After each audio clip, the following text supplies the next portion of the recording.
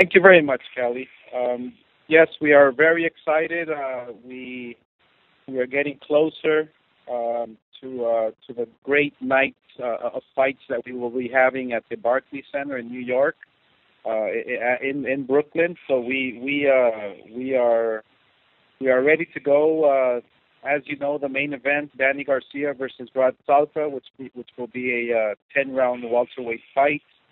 The co-main event, Lamont Peterson versus Edgar Santana, will be a 12-round IBF Junior welterweight championship, and the fight we'll be talking about now is Daniel Jacobs versus Jared Fletcher. That'll be a 12-rounder for the WBA middleweight world title. This event is being place August 9th at the Barclays Center in Brooklyn, New York, promoted by Golden Boy Promotions. We are happy to be in association with Bella Entertainment. We are also happy to announce that the Daniel Jacobs versus Jared Fletcher is being promoted in association with Greg Cohen Promotions. Thank you very much to our sponsors at Golden Boy Promotions, that is Corona and AT&T. There are tickets still available. We priced them very reasonable because we know that having a packed house at the Barclays Center, there's no experience like it when you hear the thunderous crowd going wild, watching the great fights that we've had in the past, and obviously this is no exception. Prices start at $25, and we work our way up for ringside seats at $250. Right now, at this moment, I would like to thank everyone for making this possible. Showtime, to all the sponsors and all the participants. The first gentleman that I will be introducing to you, to the media, they call him the Miracle Man, and the Miracle Man for a reason. He is from Brooklyn, New York. We all know him for his dazzling footwork and his speed and combination. He has a tremendous record of 27-1 and 24 knockouts. Perhaps I would have to say one of the most inspirational figures, not only in boxing but in any sport today. He's really excited to be fighting for a world title in Brooklyn, in front of his hometown. We feel excited about showcasing once again. Let me introduce to you Daniel Jacobs. Daniel. Hey guys, how are you? All is well. I'm very excited. This is an opportunity of a lifetime for me. Since being back, I've had 5 tremendous knockouts, and I plan to continue that streak. Although I'm not predicting a knockout, I do believe that I'll be able to get the victory come fight night, and it's going to be exciting. I'm very excited. Thank you very much, Daniel, and we can now open it up for questions from the media. Thank you. Great. If you would like to ask a question, please press *1 on your telephone keypad. Again, that's *1 if you'd like to ask a question. All right, we'll go for our first question in the queue, coming from Dan Rafael from ESPN. Thank you very much. Hello, Daniel. Hey, Will. How you doing, buddy? I'm doing very good. Thank you very much. I heard in Oscar's introductory remarks called you a very inspirational figure, which I think is very true. And I'm wondering 2 things. First of all, when you were, in the hospital and you didn't know if you were going to, forget about boxing, you didn't know if you were going to live, could you ever have imagined that you'd be in a position like you'll be next Saturday to not only fight in your hometown arena, but also to get in the ring and challenge for a belt? Absolutely not. That was the favorite thing in my mind. I had hopes and aspirations of one day being able to get back to the ring. And the Barclays Center, once I found out the Barclays Center were having fights, that was my biggest drive and my biggest motivation was to just participate in there, in that first event, that inaugurational event. Mm-hmm. But to have this opportunity to have a world championship, a year and a half, 2 years later, I never would have thought this would be possible, let alone to have it in my backyard, to be able to perform in front of my fans and my family who've been there during my struggle. This is an opportunity of a lifetime. I seriously, I really can't wait for fight night. It's going to be like a dream come true for me. I was going to ask you, should the fight go your way and you're standing there and then they raise your hand and they hand you a belt. I mean, are you going to be able? What's that going to be like for you? And do you think that you and members of your family are going to be able to contain the emotion after everything that you have been through in the last couple of years? Absolutely not. I think about it all the time. I think about, I envision myself with my hand being raised, and of course, you envision the announcer saying, and the new, and I get emotional just thinking about it. So, for me that night and for my family, that will all be a night to remember if we have our hand raised in victory, and it'll be historical. I've never would have dreamed of this opportunity to have in the fight for the WBA championship in my backyard. This is truly, truly an honor. Now, you did have one previous opportunity to fight for one of the world titles back several years ago. It did not go your way. You got knocked out. What's the difference between the Daniel Jacobs that perhaps was a little green maybe to be fighting in that caliber of a fight at that moment compared to the Daniel Jacobs of today, who, even though you were ill and gone through a lot physically, to be on track to get in the fight next Saturday? Well, I think I'm a lot wiser as far as how I train and how I conduct my training camps, and the fact that I had to alter my diet post-cancer that allowed me to have a healthier body and healthier lifestyle to be able to maintain a good training camp and maintain a good body to be able to perform at an elite level. At that time, I wouldn't say I took it for granted, but I don't think I had the best training for that particular fight. I'm a lot wiser, I'm a lot stronger, and my mental state is at an all-time high. Especially going through what I've went through. I feel like I'm not invincible, but I also feel like that there's the only person that can stop me inside that ring is myself. So I think the James Jacobs now opposed to back then is 100 times better. I just have one other question for you, Daniel. I know this fight between yourself and Fletcher is for the WBA title. Those of us who follow this know that Gennady Golovkin is also the WBA champion, the main WBA champion. Do you have any thoughts or opinions about the fact that whoever wins the fight next Saturday is going to get handed a belt that another guy really has a claim to? That there's going to be basically you're the secondary champion of that particular organization, or does that not make a difference because they're giving you a title? Hey, it doesn't matter to me. I mean, the champion is a champion. That's the point, though. There's going to be two of them. A secondary champion or the first champion, it doesn't matter to me. I have an opportunity to fight for a world championship. It's not my job to make the belt. It's not my job to put myself in a position to fight for the belt. It's just my job to really go in there and just be ready to fight whoever they put in front of me. And whatever title we get, I'm very grateful for it. Whether they call me a paper champion or a real champion, I am a champion because, each and every time I go inside that ring, I give it my all. And that's pretty much all I have to say about that. Very good. Thank you very much, Daniel. I wish you sincere good luck next week. Thank you very much, Dan. I appreciate it. Great, and we'll go ahead and go with our next question coming from Lem Satterfield from the ring. Go ahead. Hey, Danny, congratulations from a fellow cancer survivor. Oh, there we go. Thank you, buddy. I appreciate that. Absolutely. Hey, I get one simple question. What do you know? I mean, you're in a position where you're probably going to have a lot of people, obviously, in the Barclays Center rooting for you, and I know you want to look spectacular. What do you know about this guy, if anything, and, how do you deal with his style if you know anything about it? I really don't.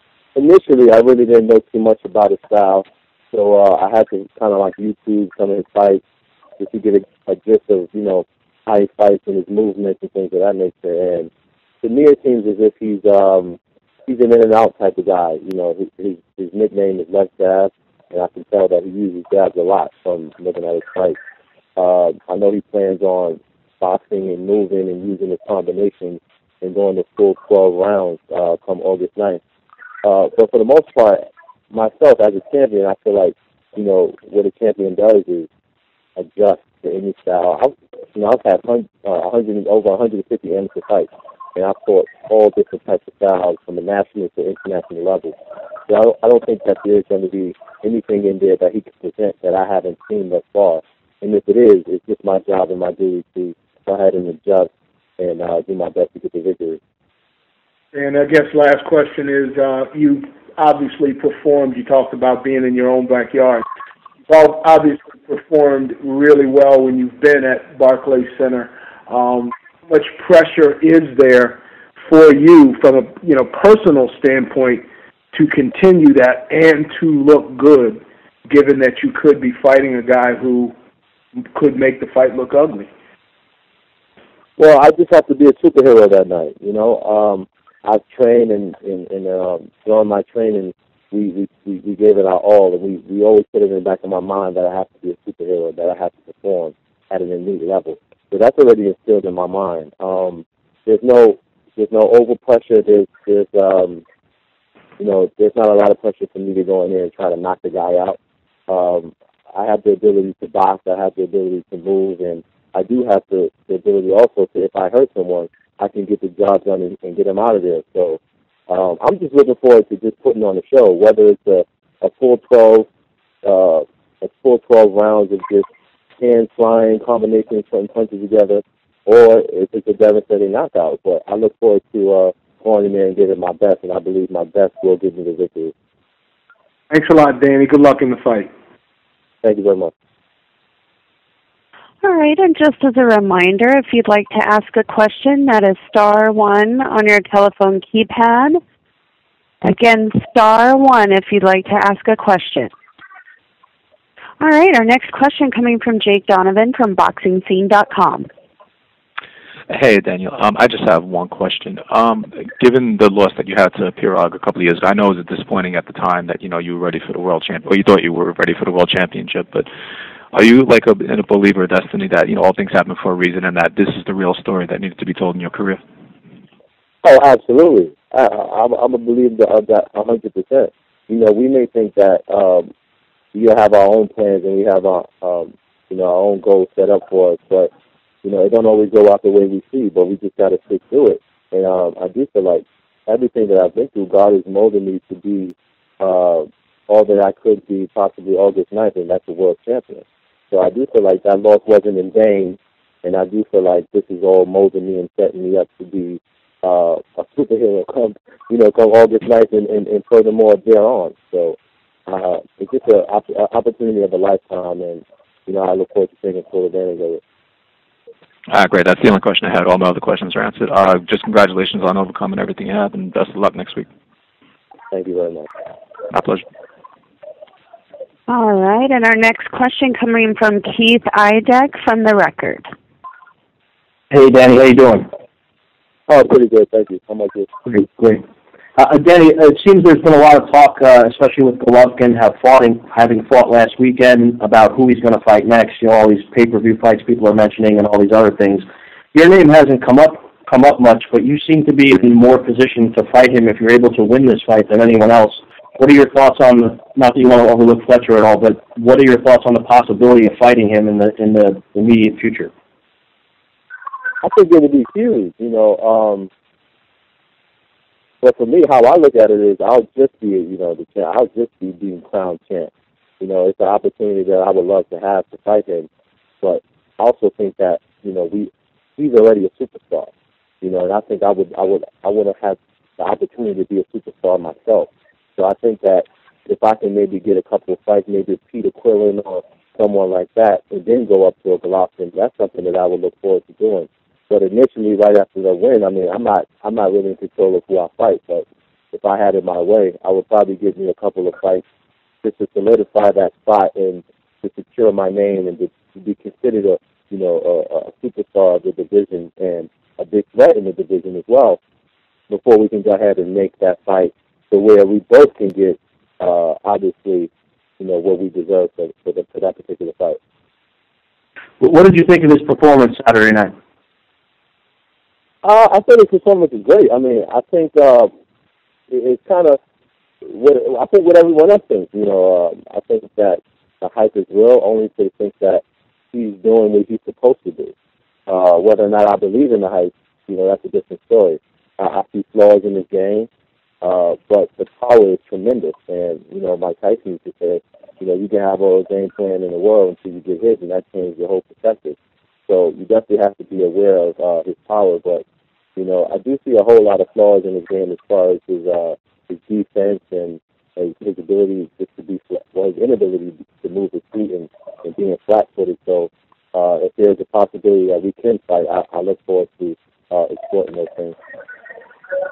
I just have one last question for you, Danny. What do you know about Fletcher? What does he do well, especially for people who haven't really seen much of him? And what do you think of his ability and what he does well? I think the key thing that he does well is uses his jab, and he moves very well. Well, I wouldn't say very well. He moves pretty good with his combinations. But it's definitely something that I haven't seen before, and he's going to try to, from his words, he's going to try to box and use his movement and, just, I don't know how many square feet the ring is, but he's going to try to use all of it. Thanks for your time, Danny. Good luck next week. Thank you very much.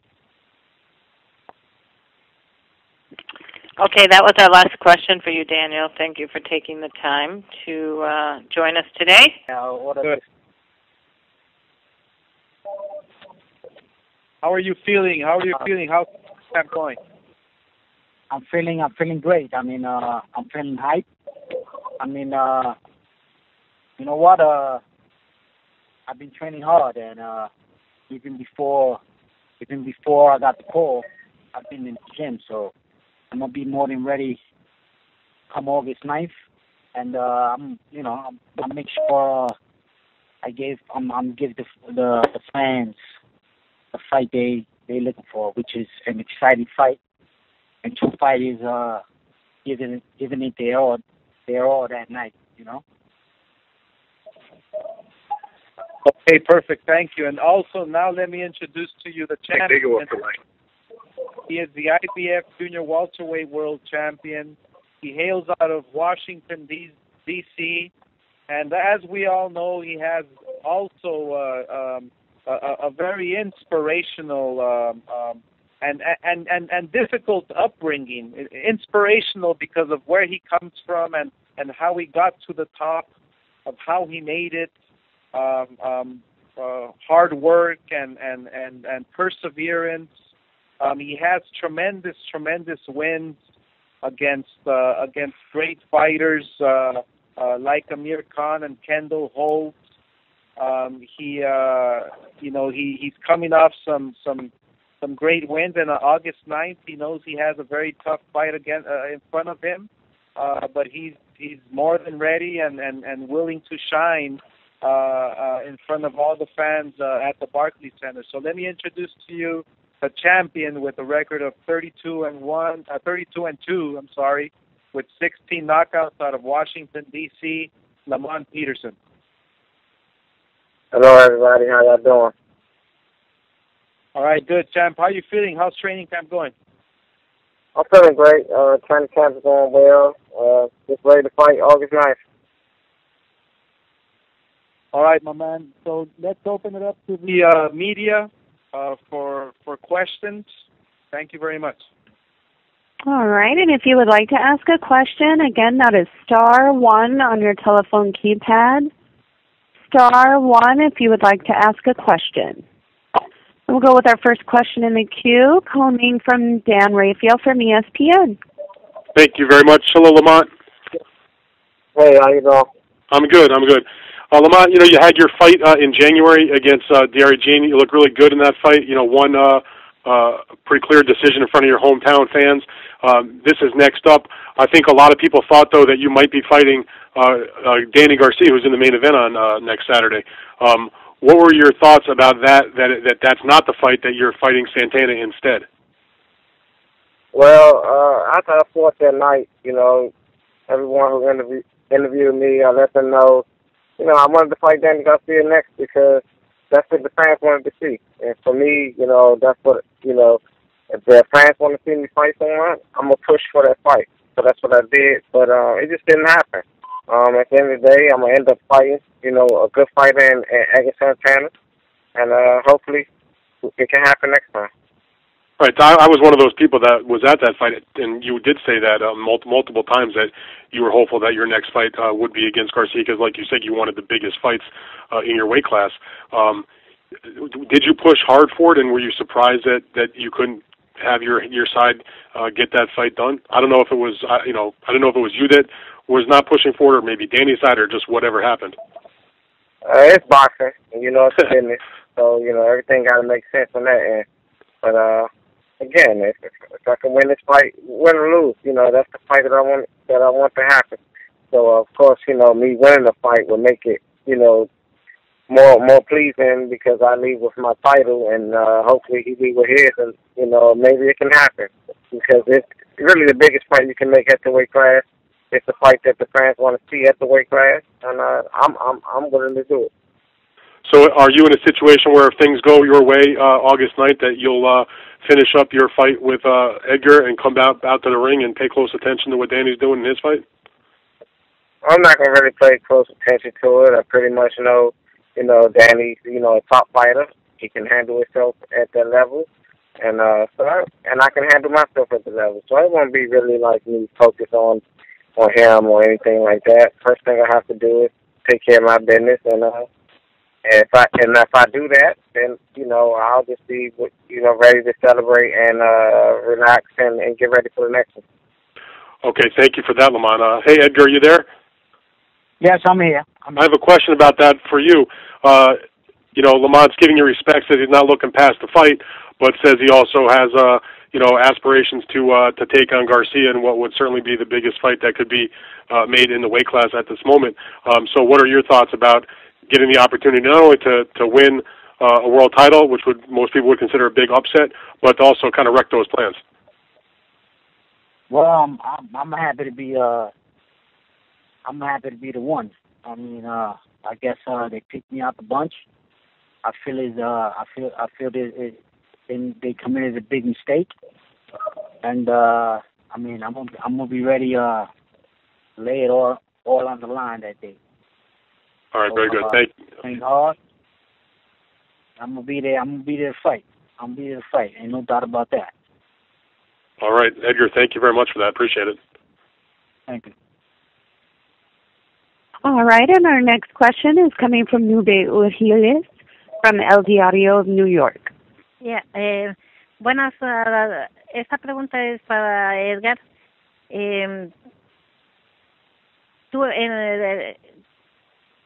Tú tienes la oportunidad de convertirte en un campeón mundial. ¿No te están dando mucho crédito de que puedes lograrlo? ¿Cuál es tu respuesta a esa gente que está dudando de tu talento? Bueno, en verdad que eso no me molesta, en verdad. Yo tengo que hacer mi trabajo afuera y adentro del ring. Y yo soy el que voy a cambiar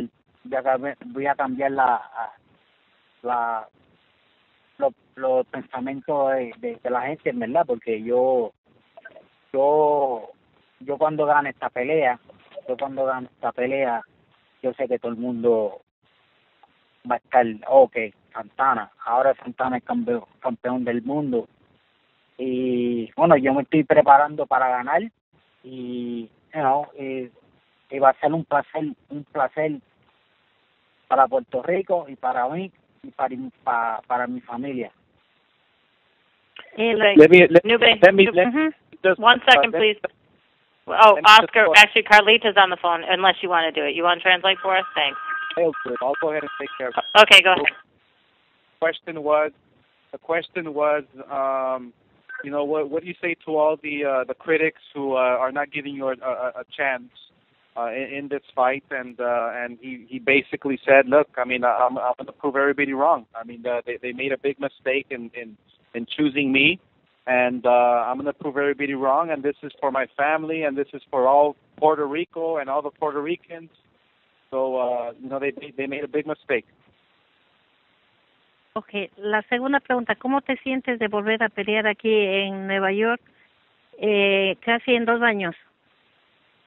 Bueno, en verdad es un placer, le doy las gracias a Oscar de la Hoya, en verdad, y el equipo de él, Showtime, porque en verdad, como tú dices, van 2 años, y bueno, para mí es un sueño, pelear, no solo por un título, pero en frente de toda mi gente. Yo sé que van a ver mucha gente que me vienen a apoyar, y van a estar apoyándome, y en verdad que eso para mí es un sueño, en verdad. Gracias. How does it feel fighting in New York for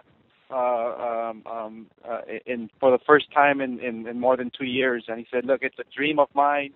I want to thank Showtime. I want to thank Oscar, yours truly.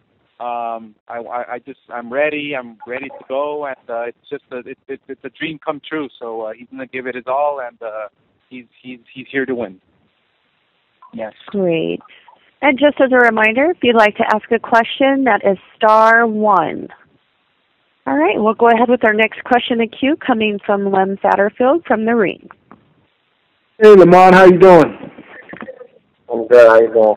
I'm blessed.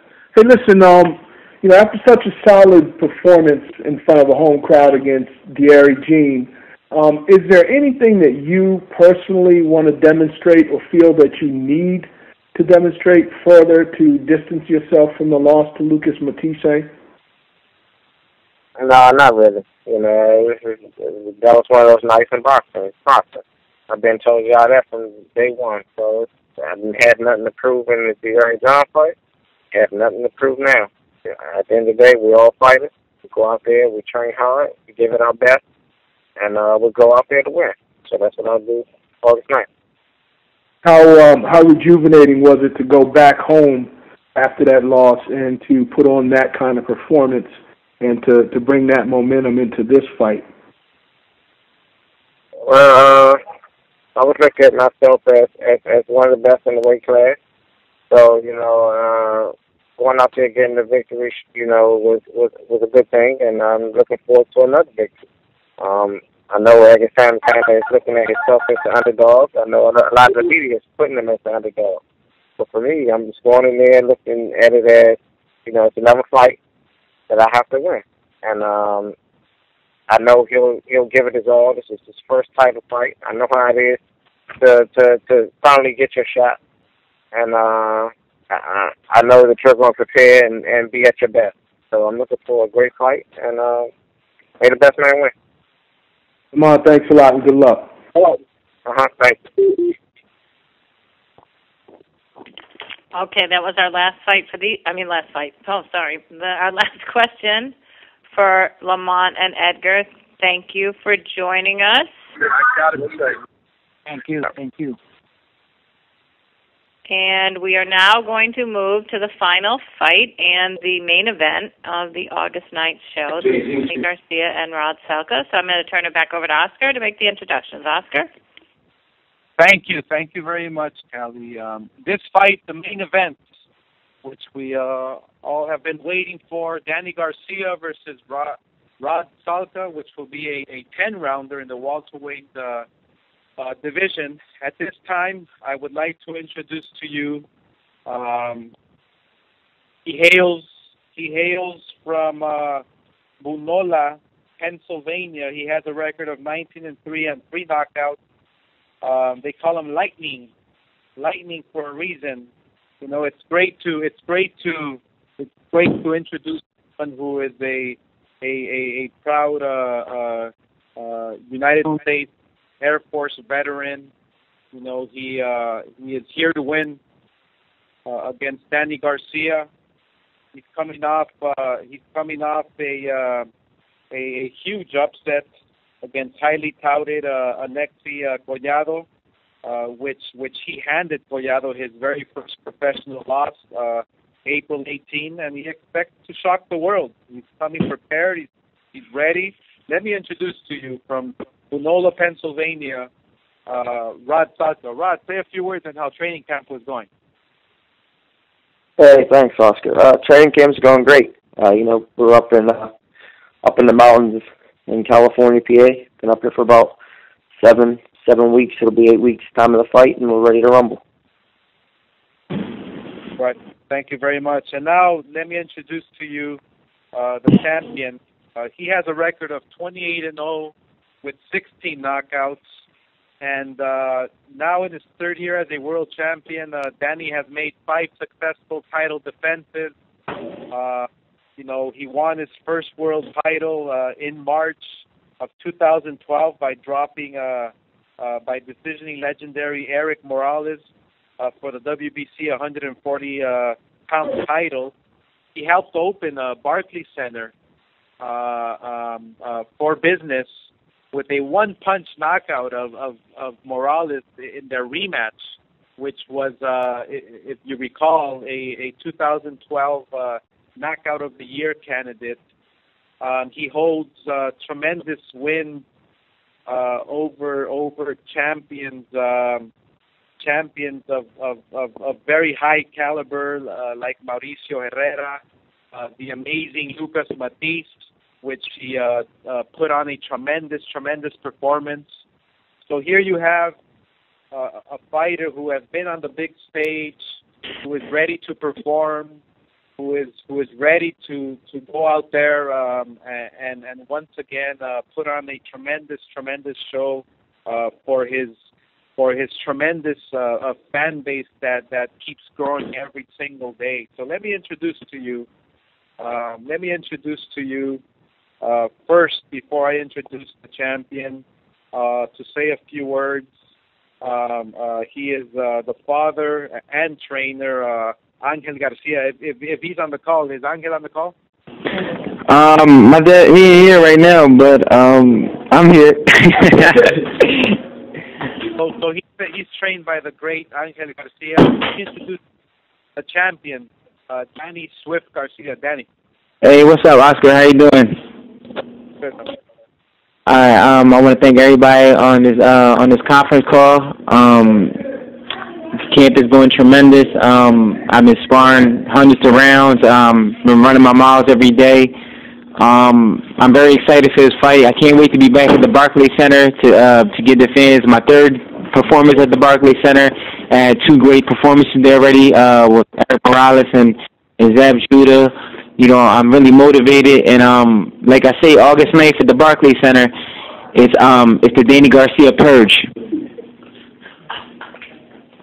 All right, thank you very much, and now we'll open it up to questions from the media. Thank you.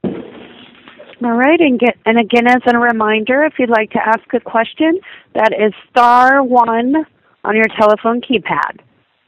All right, we'll go ahead and go with our first question coming from Dan Raphael from ESPN. Hey, Danny, how are you today? Hey, Dan, what's up? How you doing? I'm good, thank you very much. This particular fight against Salka, you're coming off of, you beat Matiz last year, then you had the close win, but a win nonetheless against Herrera. And, most people consider you the real champion in 140 pounds. You're undefeated, one of the best young fighters in the world. And my question for you is, why is it that you're fighting Rod Salka, who is not rated in the junior welterweight division, not that highly, hard-working fighter? I was there when he fought Canelo's brother in San Antonio, fight a lot of people thought that he won, but he's not a highly rated fighter even in the lightweight division. Why is the best fighter in the 140-pound division fighting a fighter with that type of resume? At the end of the day, I don't pick my opponents. My manager, Al Heyman, does, and I never go against him. He picked the Khan fight. He picked the Matiz fight. He picked the Zab Judah fight. He picked the Herrera fight. He picked all my fights, so I never question him about his decisions. I just accept the fight, and my job is to train hard and go in there August 9th and give the people at the Barclays Center a great performance and a good fight. At the end of the day, my style brings out the best in my opponents, so I'm looking forward to an action-packed fight August 9th, and I can't wait. Would your preference have been to fight another top contender, or as was discussed, and we talked about this with Lamont Peterson on his portion of the call, to be fighting a unification fight with Lamont, a fight that he said he wanted in January after his victory against Gene? I know you've never really backed off from fighting anybody. Like you said, all the guys you did fight. Was that a fight that you would prefer to have? At the end of the day, it's what Al wants, because I could say what I want, but I'd like to know what you want. I mean, I understand that Al is the manager and he wills it. Right now, I got August 9th, so I can't look past anybody. As the same way Lamont Peterson, he can't look past Edgar Santana. So at the end of the day, we both got to get these victories, and that's what they want at the end of the year or the beginning of next year. Then we could do it, a unification bout. What's your plan of attack against Salka, who does not have a lot of experience against the top level fighters? I got to go in there and be smart. I can't make no mistakes. I got to stay sharp. I got to stay composed. I got to work behind my jab. I got to move my head, and I got to go in there and seek and destroy and look like a champion. All right, very good, Danny. Thank you very much. Appreciate it. All right, thank you. All right, and we'll move on to our next question coming from Lem Satterfield from the Ring. Hey, Danny, how you doing? I'm doing good. How you doing? I'm blessed. Well, as Dan referenced, given that your past 8 opponents were either champions or A-list guys like Herrera, and given the close call that you had against Guerrera and the notion that Rod Salka is a step down from those past 8 opponents, is there a need or desire, as you kind of just referenced, to win by knockout, to win spectacularly, perhaps similarly as the way you beat Morales in the rematch? I think it's very important for me to go out there and look good August 9th. I got to go in there and look like a champion. I'm fighting at the Barclays Center. I love the atmosphere there. It's a beautiful arena. I'm very motivated. I did everything right this camp. I haven't made a lot of mistakes, sparring and stuff. So I'm looking good. I'm looking sharp. And come August 9th is going to be another epic performance, and I'm going to go in there and try to give my fans a knockout. So you are trying to go. Would you feel, I'll just say it, would you feel, given the competition you faced, if this guy and kind of the criticism that has been leveled against this fight, that's the media's problem. At the end of the day, he got 2 hands, I got 2 hands, and we're gonna fight. It's a fight. It doesn't matter who it is. He got 2 hands, I got 2 hands, and it's gonna be a fight. It don't matter who they put in there. So, it's gonna be an epic performance. August 9th. 2 guys in there going in there and giving their all, and it's gonna be a great fight. Andy, thanks a lot. Rod, are you there? Yeah, I'm here. Hey, Rod, you have said, you're not really worried about what the media writes, and, you're ready for this fight. Will you feel victorious? I mean, obviously, you want to win the fight, but if you go the distance and you give a good fight, what does that do for your career, let alone winning? I don't care what that would do. I don't have any expectations other than coming in there and winning the fight. Having any other thoughts about that only distracts from the goal, and the goal is to go in there and win the fight. You know what I mean? So that's I'm coming August 9th. I'm coming to win. Do you feel that there's any extra pressure on Danny? And if so, is that something that you can take advantage of? Honestly, at this level, I don't really feel like anybody listens to any. None of the fighters are really taking any kind of creed in any of that stuff. Like he said, at the end of the day, we're 2 guys with 2 hands, and we're going to go in there and we're going to fight.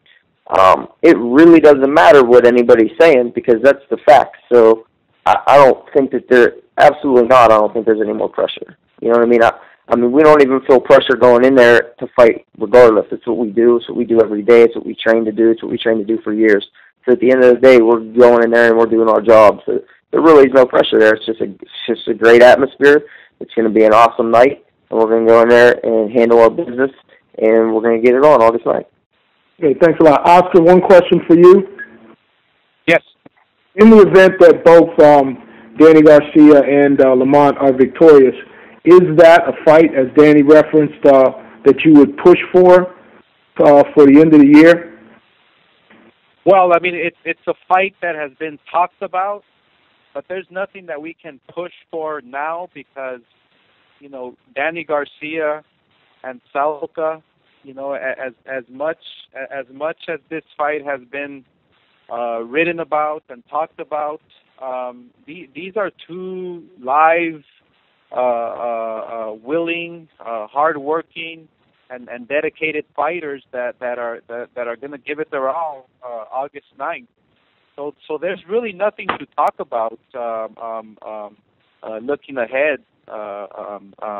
You know, we feel that, you know, making this card, putting it together, you know, we're going to have a lot of shockers, a lot of surprises, a lot of great performances. I mean, we're going to get it all August 9th. I mean, we have fighters that have inspirational stories, fighters that have worked from the bottom all the way up, like Danny Garcia. I mean, you know, Salka, who is you know, served our country. I mean, we have everything on this card, and so there's nothing that we can really talk about, you know, concerning the main event. You know, all we can talk about is we'll have to wait and see what happens August 9th because we don't know what's going to happen. All right, Oscar, thanks a lot. Appreciate it. Thank you. Again, one more reminder to ask a question, that is *1 on your telephone keypad. All right, and we'll go ahead and go with our next question coming from Jeffrey Freeman from Knockout Digest. Hi, that's KO Digest. Thank you for putting me on the call. My first question is for Danny. Danny, boxing is the what have you done for me lately sport. You've lost a lot of pound-for-pound momentum since the disputed decision win against Herrera in Puerto Rico and now this non-titled debacle with Salka. How do you get that momentum back? I mean, I already got momentum. You know, I've been training hard. I'm 28-0. I don't have no losses. And I'm always motivated. I feel like I got great momentum now. I just got to go in there on August 9th and perform and get the W. And that's all that matters. Other than what, you know, ratings and rankings and what the people think, it doesn't matter because good media is good media and bad media is still good media. As long as people paying attention, it makes me relevant. And we're going to go in there and perform. I'm going to go in there August 9th and get the fans a great fight. You refer to the controversy as the media's problem. Is that really the paying fans' problem? What did you mean by that? My fans are always going to be my fans regardless. You know, Danny Garcia fans support what he does regardless. You know, for the other people, I can't talk for other people. My fans back me up and they love me no matter what. What is your gripe with the media's assessment of this fight? You know, I don't read articles and stuff like that, but you know, people can say what they want to say. But you know, it takes a lot of hard work and a lot of dedication to be a world champion and to face pound for pound and tough fighters and beat them. So you know, if you don't like it, you still gotta respect it because at the end of the day, you know, it takes a lot of hard work to be an athlete and it takes extra amount of work to be a world champion. Right on. Is Rod Salka still on the call? Yeah, I'm here. Hi, Rod. What do you think about the fact that this fight was downgraded to non-title status? You know, it is what it is. There's nothing I can do. There's nothing I can do about that.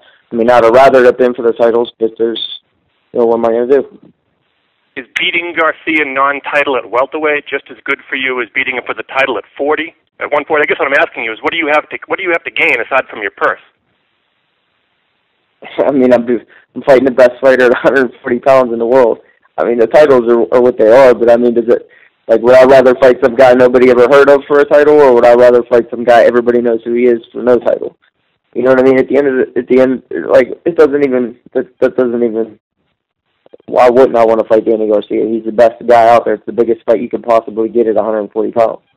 So it doesn't bother. I really don't care if I can put a belt on at the end of it. I mean, I can take my purse and go 1,000 of those made if I wanted to. You know what I mean? What is that? Okay, very good. Good luck to both fighters on August 9th. Thank you. Thanks. All right, and our next question coming from Jose Sanchez, Nuevo Via. Yes, hello, Danny. A quick question. Your best performance seems to come when you're the underdog, or when you're perceived as the underdog. Even though you're not the underdog here, does that criticism regarding your last fight motivate you into that underdog mindset that has served you so well in the past? My mindset is, to go in there and win, and that's how I approached every one of my fights. Even when I was an underdog against Khan, and I was an underdog against Matisse, I couldn't understand how I was an underdog. But the media and the people are always going to choose the fighter with more fame and more publicity. That's what makes the underdog when you're fighting somebody who got probably a bigger name than you in the sport. But I never had in my mind that I was an underdog. So I just trained hard for the occasion and went in spectacular form. So one last question, Danny. Now a week or so before the fight, how are those 2 extra pounds you're having in this fight are benefiting you? Do you feel the difference between 140 and the way you're gonna do for this fight?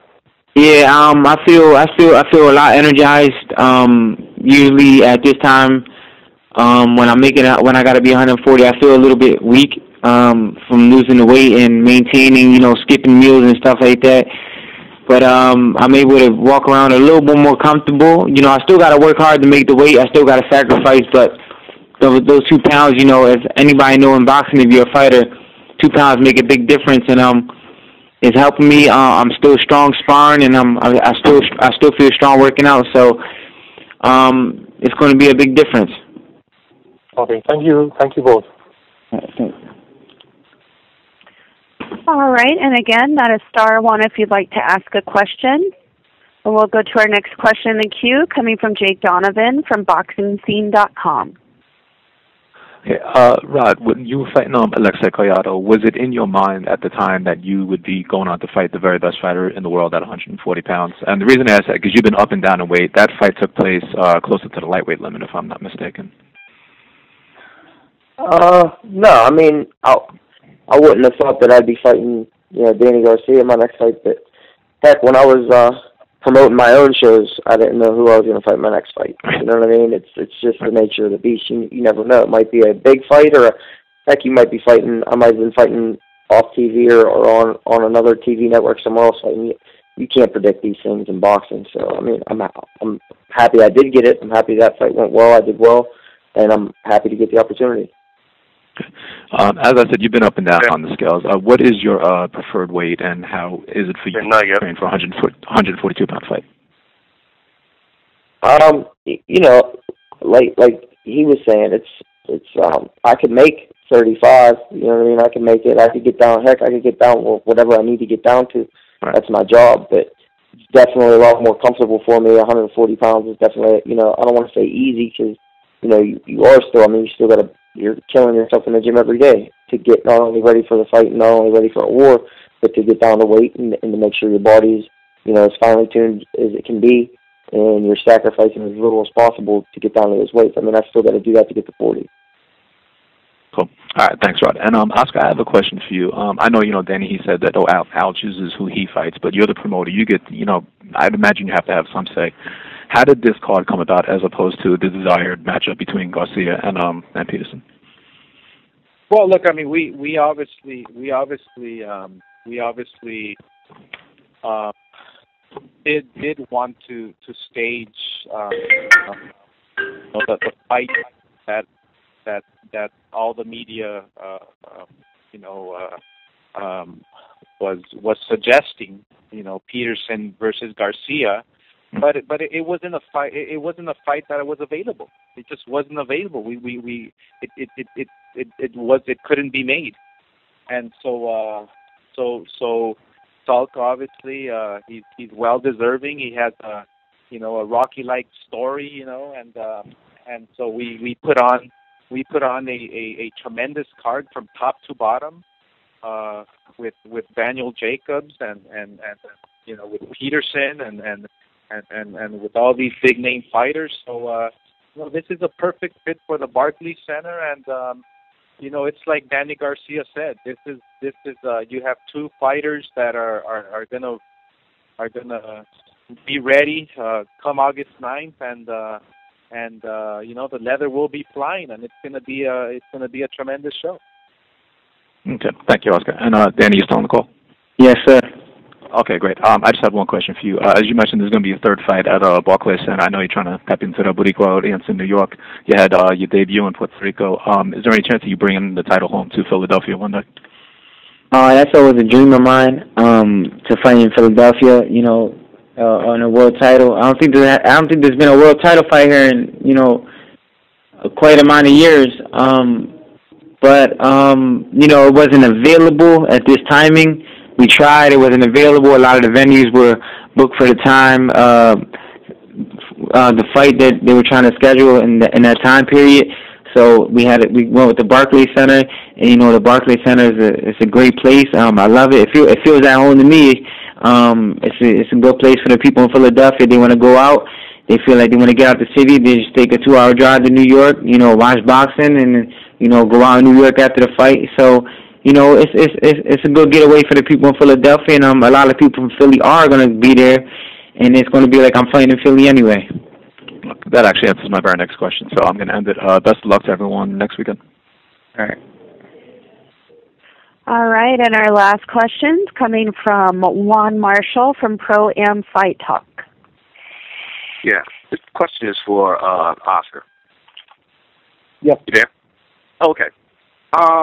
With not looking past August 9th, because Danny Garcia could be included in this question, but since Floyd has like a couple of fights left under his belt to become that he's that pay-per-view guy right now, is boxing still, are they looking for that next pay-per-view fighter? No, look, we're focusing on the job at hand. Floyd Mayweather has Maidana in front of him in September. Danny Garcia has Salka in front of him August 9th. So, it's really difficult now in these days to look ahead and plan for the future. On all these fights that these mythical fights that everybody wants to watch or because we're experiencing something that hasn't been experienced in a long time in boxing. There's a lot of upsets in boxing today. There's a lot of these fights where people don't expect an opponent to win because of the champion and because of the stature of the champion. We must pay attention to the fights at hand because you never know what's going to happen in boxing. And this is a perfect indication that we must pay attention at the job at hand, August 9th, because look, fighters, they don't know what's going to happen. They train hard, and they take care of business, and they work hard, and but you never know what's going to happen. One punch can turn everything around, and so it's hard to look ahead and make plans. So let's pay attention to August 9th, and then obviously we'll move forward from there. Yeah, and part two to that. Also, like with the era, the way boxing's been, just like you said, it's been a lot of surprises and everything. Is that one reason why a lot of fighters now? Because back like with Sugar Ray Leonard, and of course when in your era when you fought, it was like all the champions and top contenders fought against each other. Like it was considered the best against the best. And is that the one reason why, like promoters and managers don't make those type of fights and put those type of fights together, because a lot of fans, that's exactly what they want to see. They want to see the top contenders want to, fight each other in the ring at one, at some point in time. Absolutely, and that's what we've been seeing for a few years now. We've been seeing the best fight the best, and this is a great opportunity for everyone who's going to be watching. This is an opportunity for every fighter on the market. You can bring it. So we're happy to be promoting this event, and we will be seeing a lot of great champions, but we will also be seeing a lot of surprises and maybe a lot of upsets.